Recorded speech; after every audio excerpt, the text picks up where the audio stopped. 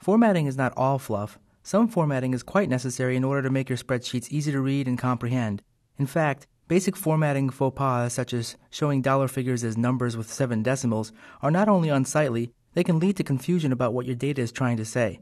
Now, over the course of the next few minutes, we'll cover some of the fundamental formatting techniques that'll help keep your spreadsheets confusion-free. Let's go ahead now and go into the Lesson 3 folder in the project files and open up the file called Formatting Techniques. Now, as you look at the Home tab, you'll see all kinds of formatting options, and it could be a little bit inundating to look at all this and a little overwhelming. But it helps to think about the formatting options in a couple of groups. And to see those groups, click on the dialog launcher here under Alignment or Number or Font. It doesn't matter. They all open up the same dialog box. And you'll see here there's a Format Cells dialog box. So there's a couple of things you can format in a particular cell. You can format the number, and number is Excel's way of saying you can format the data type. You can format the alignment of the cell, the font of the text inside the cell, the border of the cell, the interior color or the fill of the cell, or the protection of the cell. Now, the protection options of the cell are not really related to formatting per se, so we won't be covering that. But the 5 groups that we'll cover here are the fill, the border, the font, alignment, and the number formatting. First, let's talk about formatting numbers. Now, as you know, numbers can come in all kinds of formats. They can be decimal format, they can be currency, they can be number, they could have 6 trailing decimals or 0 trailing decimals. So when we're talking about formatting numbers, you'll have to decide what kind of number it is. In this particular column, I have a set of numbers, and let's just say these are truly just numbers. They're not revenue, they're not currency, they're not decimals, they're numbers. So what I want to do is I want to format them to be standard numbers with a comma in the thousands place. So what I'll do here is click on this drop-down box that allows me to quickly apply some data type styles. So here I'm going to select number.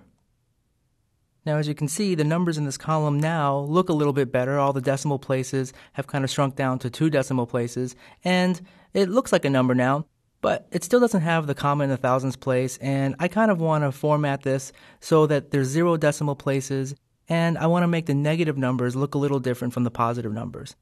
So what I can do is highlight the cells that I want to affect, and then go up to these increase or decrease buttons and say, listen, I want to decrease the decimal points. Or I can do the opposite and increase. But in this case, I want to decrease. Okay, we're getting there. Now what I'd like to do is add a comma to my numbers that are 1,000 or more. I can do that by clicking the comma button here. And as you can see, Excel automatically went back to 2 decimal places. So I'll go ahead and decrease those again. Very good.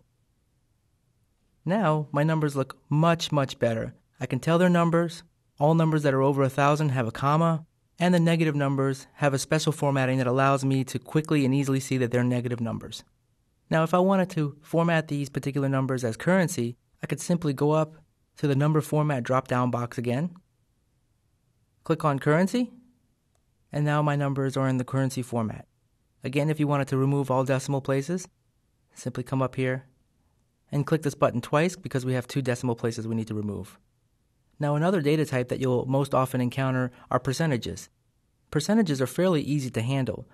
I've got a column here that shows me some numbers, and it's obvious that these numbers are less than 1, and they probably are meant to be percentages. So what I can do is highlight the cells that I want to affect, and come up here and press the percentage button. And it's as easy as that. Alright, so now let's talk about some formatting options that don't appear on the ribbon. If you click the dialog launcher here under the number group, it'll open up the Format Cells dialog box. And here you can see some of the options that are not on the ribbon. For example, I can make my negative numbers red. Or in the currency, I can actually have no symbol, Mongolian symbols, Canadian symbols, and all kinds of other symbols that are international. Under accounting, same thing. And finally, there's some custom formats that you can apply that'll allow you to show your numbers in the thousands or millions place. Okay, let's close this dialog box out, and let's talk a little bit about date formatting. I've got some dates in this column, and as far as date formatting goes, you have tons of options here. If you go up to the number format drop-down selector, you'll see just two options for dates. A short date, which converts your dates into month, day, year formats. Or you can select long date, and as you can see, the dates now show the day and then the actual date. And some of you actually may be wondering why this taskbar down here actually shows a sum of Saturday, April 28th, 3,398.